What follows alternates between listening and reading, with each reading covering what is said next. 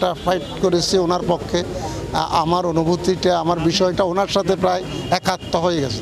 আমাদের অনুভূতি এবং ওনার বিষয়টা আমরা যতটুকু জানি, ওনাকে ষড়যন্ত্রমূলকভাবে মামলা জড়ানো হয়েছে, ওনার স্ত্রী খুন হয়েছে, উনি ক্ষতিগ্রস্ত হয়েছেন। পরবর্তীতে দেখা যাচ্ছে অত্যন্ত অস্বাভাবিক গতিতে আমি ওনাকে এই মামলা আসামি করার বিষয়টা দেখেছি, সম্পূর্ণ অস্বাভাবিক বিষয়। 2021-এ ওনাকে 10/5/2021 ওনাকে আটক করা হয়। ওনাকে বলা হয়েছিল যে ওনার মামলায় চার্জশিট দেওয়া হচ্ছে, ফাইনালি উনি যেন এসে একটু দেখে যায়, এই কথা বলে ওনাকে এনে ওনাকে আটক রাখা হয়েছিল। যেইভাবে জেলে আটক রাখেছে বেআইনিভাবে, কারণ ওনার বিরুদ্ধে মামলা করেছে 12 তারিখ, কিন্তু পিবিআই ওখানে এনে ওনাকে আটকাই রাখছে 10 তারিখ থেকে। আমি ওনাদেরকে জিজ্ঞেস করছিলাম 10 থেকে 12 তারিখ কিসের উপর রাখছেন? ওনারা বলছে যে উনি অতিথি হিসেবে আমাদের কাছে ছিল, যেমন অতিথি ছিল এই কয়েকদিন এখানে, অবৈধ অতিথি ছিলেন। এবং মামলাটা পিবিআইতে যাওয়ার বিষয়টাও ছিল একটা অস্বাভাবিক ব্যাপার, কারণ তখন করোনাকালীন ছিল। কোর্ট একদিন সুমুঠু বলল যে এই মামলা তদন্ত অগ্রগতি রিপোর্ট চাইলেন, একটা সময় দিলেন বেশ কিছুদিন পর।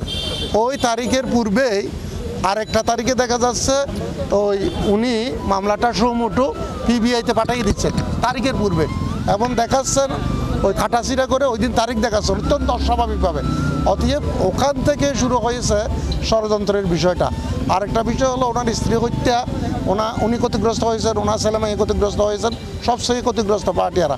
তদন্তকালে ওনার স্ত্রীর অর্থাৎ মিতুর যে টেলিফোনটা সাথে ছিল, সেই টেলিফোনের সিমটা একজনের থেকে উদ্ধার করা হয়েছে বোলা থেকে, কিন্তু রহস্যজনক কারণে সেই লোককে ছেড়ে দেওয়া হয়েছে, তাকে এই মামলার আসামি বা সাক্ষী করা হয়নি।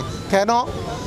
যে হোন্ডা ইউজ করা হয়েছিল হত্যাকাণ্ড ঘটনার সময় তাকে গ্রেপ্তার করা হয়েছে, কিন্তু তাকে পরবর্তীতে এই মামলায় সাক্ষীও করা হয় নাই, আসামিও করা হয় নাই। যে এইভাবে দেখা যাচ্ছে প্রকৃত আসামিদেরকে সবসময় এড়িয়ে যাওয়া হয়েছে।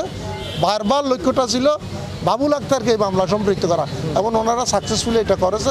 অস্বাভাবিক গতিতে এগুলো আরও অনেক সময় লাগবে, অনেক কাহিনী আছে কীভাবে করেছে।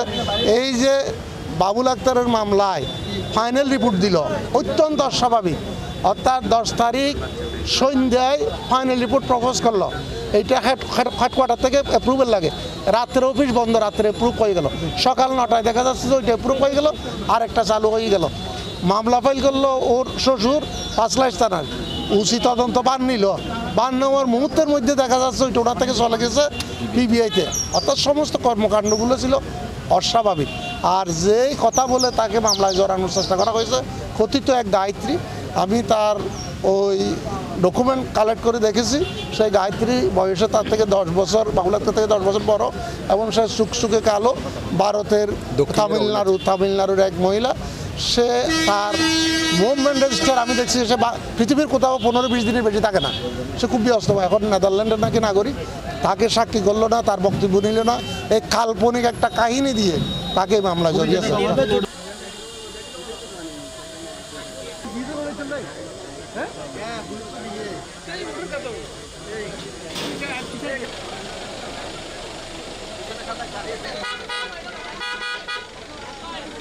আমার বাবু আছে রে, এই